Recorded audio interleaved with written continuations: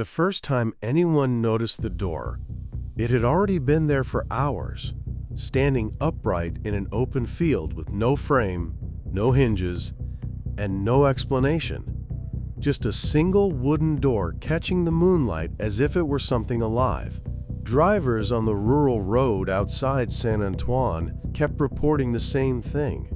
A pale, weathered door standing in the grass where nothing had ever been before.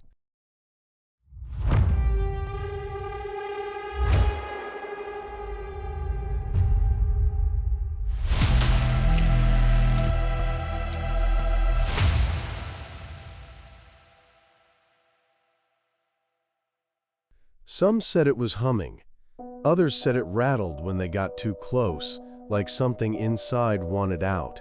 By the next morning, the police arrived, unsure whether they were dealing with a prank, an art installation, or something stranger. They circled it, photographed it, knocked on it, and even tried to pull it over. It refused to move. And the sound, the faint, rhythmic tapping against the wood, seemed to grow louder each hour, as if responding to the attention. The footage was never released to the public, but those who saw it said one officer touched the handle and instantly recoiled as if burned, though the metal showed no heat on thermal cameras. The door became a local curiosity until the university sent Dr. Adrian Hallberg, a reclusive folklore researcher known for studying unexplained structures and their psychological effects. He arrived near midnight when the tapping was strongest and asked all bystanders to leave the field. Before they went, someone filmed him placing his palm against the door, whispering something none of them could hear, and then slowly pulling the handle. It didn't open, but the tapping stopped, and the field became silent in a way that didn't feel natural, as if the world around them had paused to listen. The next morning, Hallberg was gone. His car was parked at the edge of the field. His bag was still inside. His notes were open on the passenger seat. But the door now had a deep scratch running from the handle to the base, as though something had forced it open from the other side. Local authorities sealed off the area, but the door vanished between two security rotations. One moment it was there, the next, the field was empty. Only the scrape marks in the dirt remained, forming a perfect arc around where the door had stood, as though it had been slowly swung open in a half circle. For weeks, sightings of similar doors appeared across the region, always between midnight and 3 a.m., always standing alone in an open space, and always accompanied by faint, steady tapping. Witnesses described the same unsettling details.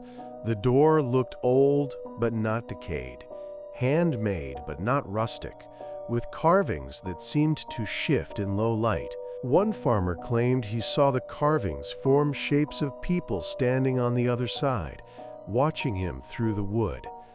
Another said he heard a voice telling him to open it. He didn't, but his dog did. The animal approached the door, tail stiff, head low, and began to whine. The farmer tried to call it back, but the dog stepped forward, placed a paw on the doorframe that wasn't there the night before, and vanished. No sound, no flash, just gone. The farmer collapsed in the dirt and told the officers later that the door had breathed before swallowing the dog. One long inhale, like a living thing filling its lungs. Rumors spread that the door was less an object and more a threshold, one that appeared to people who lingered too long near the fringes of sleep or despair. But the most disturbing encounter happened to a young woman named Marielle, who lived only a few kilometers from the original site. Her account was given to investigators 3 days after she was found wandering along the highway barefoot, her clothes torn and her voice barely above a whisper. She said the door appeared in her bedroom shortly after midnight, not standing, forming, as if the wall itself pushed forward, bulging, shaping, becoming wood. The tapping began moments later, muffled at first, then more insistent, She said the handle turned, but the door did not open. Something on the other side needed her to open it from within. She hid in her closet until sunrise, when the tapping stopped and the door dissolved back into the wall as though it had never existed. Investigators dismissed her account as trauma-induced hallucination. But on the night they took her statement, the station cameras captured something chilling. A faint knocking from the empty interrogation room after she was escorted out. 3 knocks, evenly spaced, firm, then silence. A technician reviewing the footage later swore he saw a shadow linger at the center of the frame, a perfect rectangular outline, darker than the rest. Door-shaped. Reports like these continued until late autumn, when the field outside Saint Antoine became quiet again. The last sighting came from a truck driver who claimed a door stood in the middle of the road at 2:47 a.m. He swerved around it and watched in his rearview mirror as it slowly tilted, falling backward, collapsing like a dead body. When he returned with the police, it was gone. Only one thing remains unresolved: the disappearance of Dr. Adrian Hallberg. His notes describe something called a summoned threshold, a gateway that does not lead to another place, but to another presence, one that exists only when someone believes it might. According to him, doors like this feed on attention, on fear, on curiosity. Once they appear, they wait. They wait for someone who can't resist opening what should never be opened. Some say the doors are gone for now. Others insist they still appear, but only to those who wander too close to the edge of loneliness or obsession. And a few believe Hallberg opened the door that night, not fully, but just enough to be pulled through. Whatever crossed that threshold with him may still be searching for its next doorway, its next listener, its next midnight.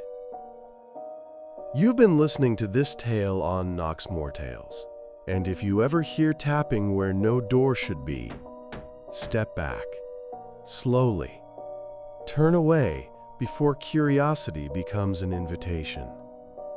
If you enjoyed this story, let us know. Tell us what mysteries you want next, or share your own unsettling experiences in the comments. And remember tonight's motto: some doors appear only for the ones who shouldn't open them.